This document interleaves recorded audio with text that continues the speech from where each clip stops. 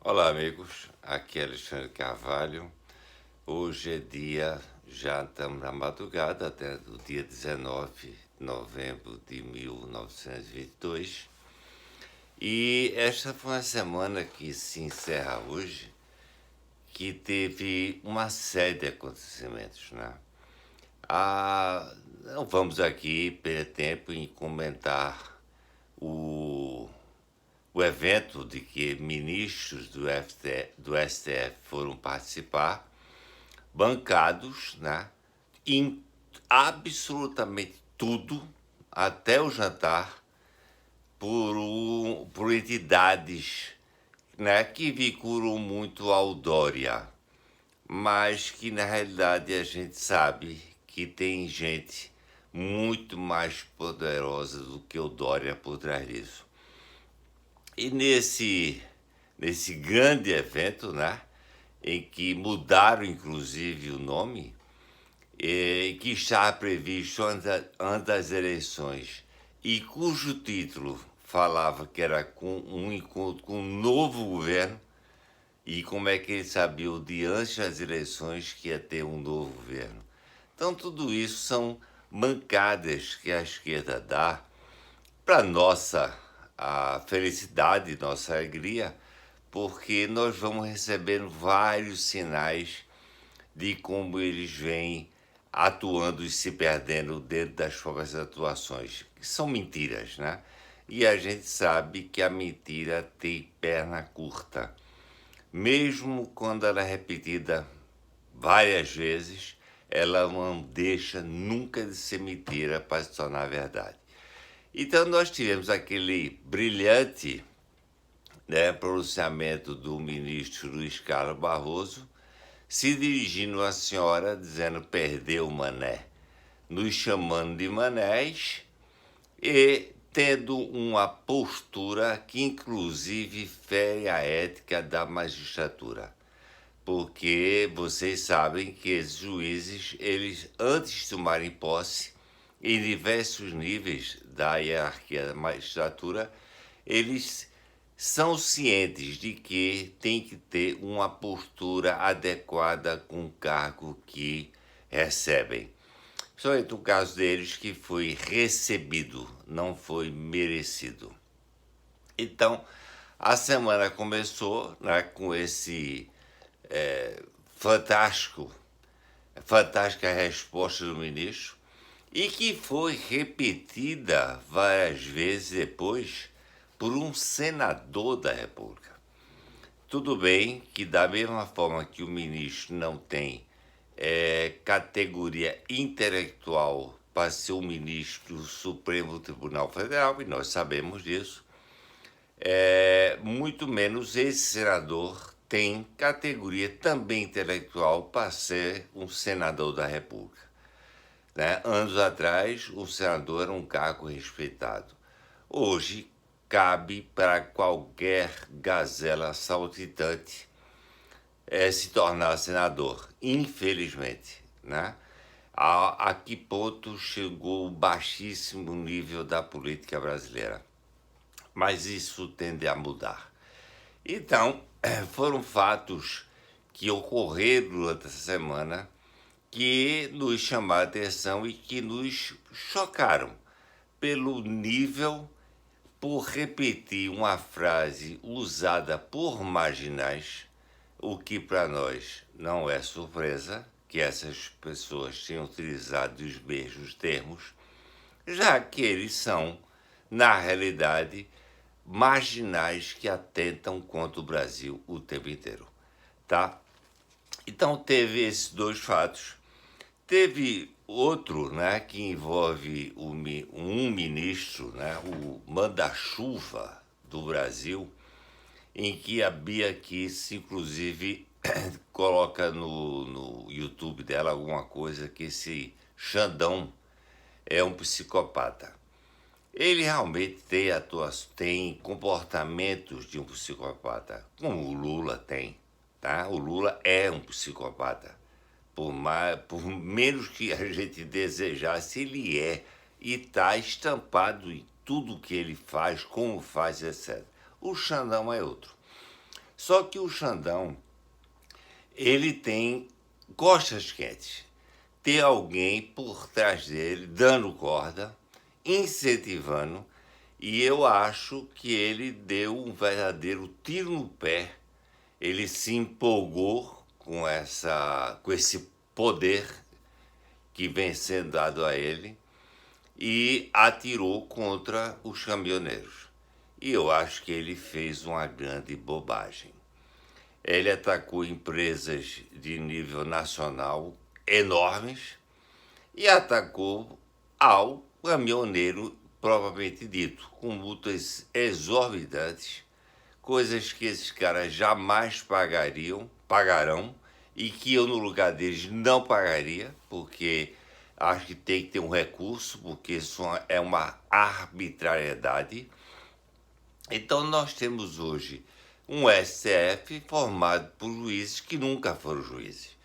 E no caso do Xandão, o comportamento dele não é de juiz, é de um delegado, com todo o respeito que eu possa ter aos delegados, mas o comportamento não é de um nível que se esperaria de um ministro do Supremo Tribunal Federal e que, não por coincidência, foi o presidente do Tribunal Superior Eleitoral. Quer dizer, é a fome com vontade de comer em cima de roubos e falcatruas que já está mais do que provada. O TSE, eu acho que não entregará o código-fonte às Forças Armadas. E o motivo todo nós sabemos. É você entregar, né, todas as informações, tudo que eles manipularam para tornar o ladrão vencedor. Então, eles não vão fazer isso.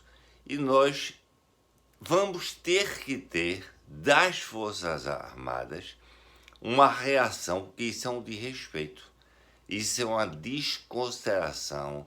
Isso é tudo o que pode se entender de falta de respeito entre um poder e outro poder. No caso do TSE, ele não entregando, e encerrou o prazo à meia-noite dessa sexta para esse sábado, ele inclusive criou, né, a notícia que as Forças Armadas tinham concordado que não tinham encontrado riscos de falta de lisura nas eleições, quando o relatório das Forças Armadas foi inteiramente o contrário. Então, essa questão dos caminhoneiros é séria, dos caminhoneiros, né? Ela é séria e acho que nós temos que nos precaver, porque não é brincadeira o que esse cara, né, fez. E ele está tomando atitudes absurdas, né? Eu não me lembro qual foi a cidade, que foram fiscais, foram pessoas vestir criança dentro de tendas, e um dos pais virou-se para ele e disse: eu vou com meu filho para onde eu quiser, eu acampo onde eu quiser, e vocês não têm nada a ver com isso. Agora, por que não vão na rodoviária, onde tem uma série de crianças precisando de um atendimento, de uma atenção, de uma proteção? Então, isso eu acho que foi uma coisa que talvez tenha sido muito positivo para todos nós. Com relação a essa questão da ansiedade que todos nós estamos, eu conversei com várias pessoas e está dando para perceber a ansiedade que essas pessoas estão por uma solução definitiva.